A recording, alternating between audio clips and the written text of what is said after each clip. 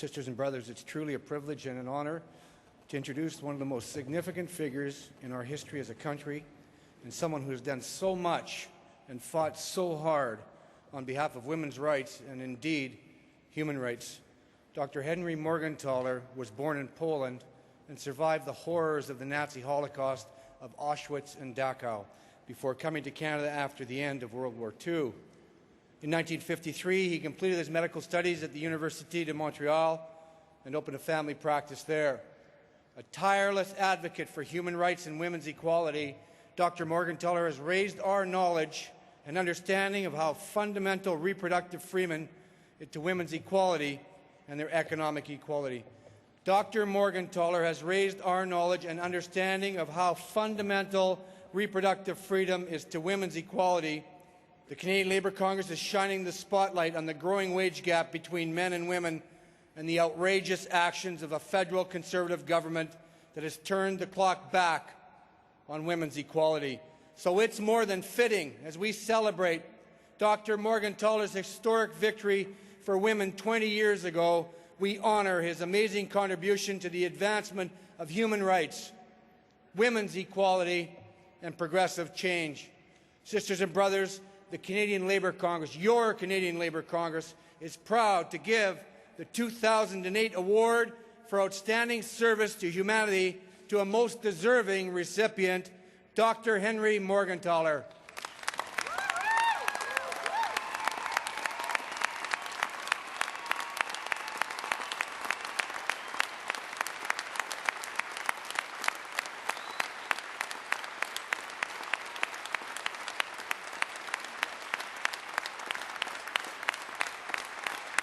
A very intimate relationship with labor unions. My father in Poland had been the head of a textile workers' union, and for many years he defended workers' interests in court. He was also a member of the Jewish Socialist Party Bund, and as such he was arrested by the Gestapo when the Germans invaded Poland and disappeared after a few months in captivity. I wish to thank the Canadian Labour Congress for recognizing my achievements in improving the health of women in this country.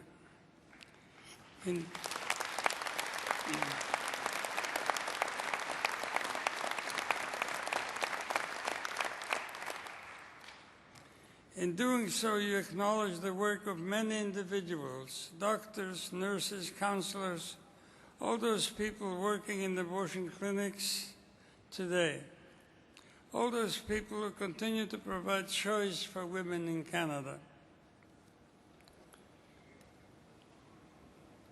Today, for the last 20 years, women in Canada can legally access abortion services provided by competent practitioners in safe and supportive environments.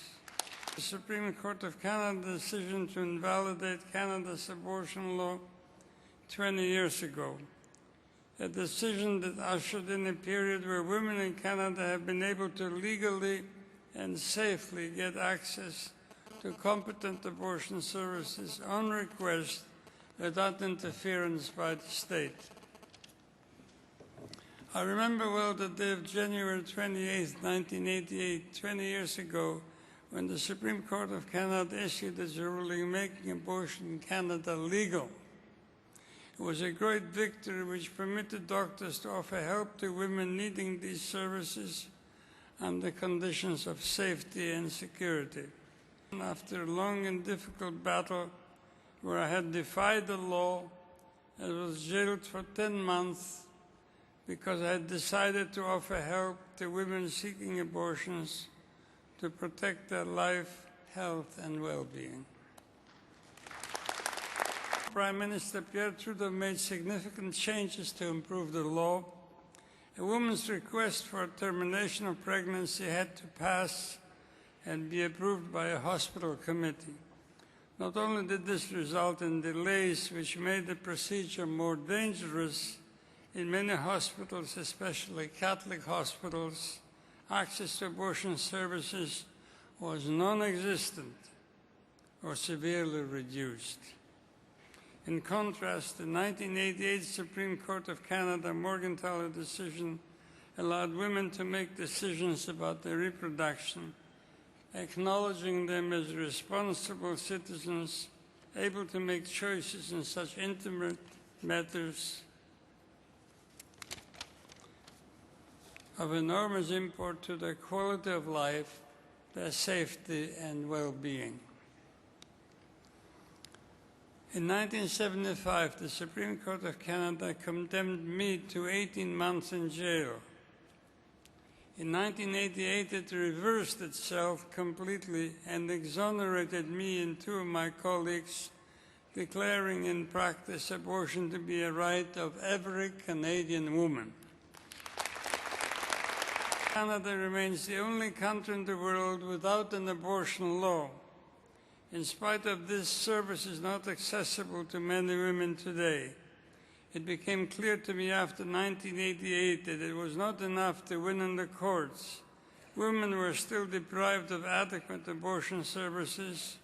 And in my clinic in Montreal, I used to receive many calls from women from across the country that lacked access to abortion services. Now that our patients receive quality health care with good results. I'm proud that over the years I have trained many doctors to perform terminations, and that now some of these doctors have established their own clinics and continue to provide services. And finally, I'm proud of the fact that no woman had ever died as a result of an abortion at any of my clinics.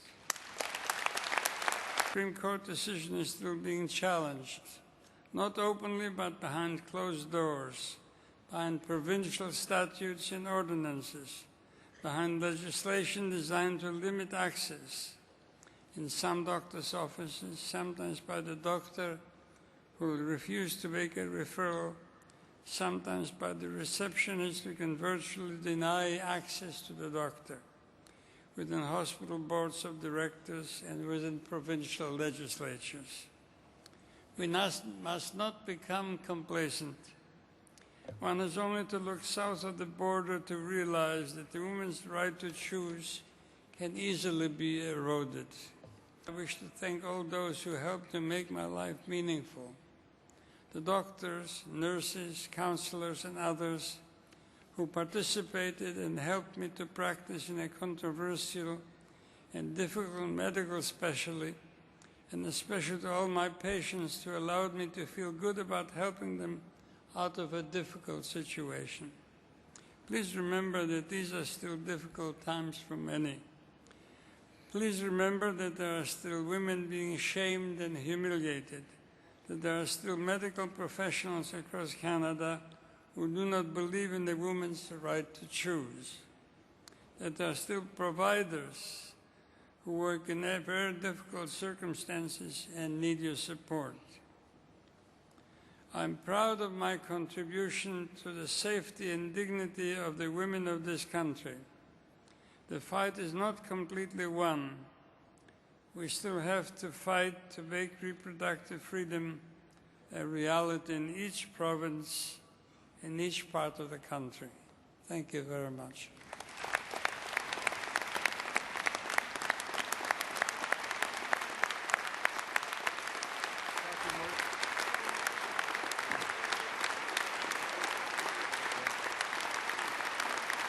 Thank you very much, Dr. Morgantaler.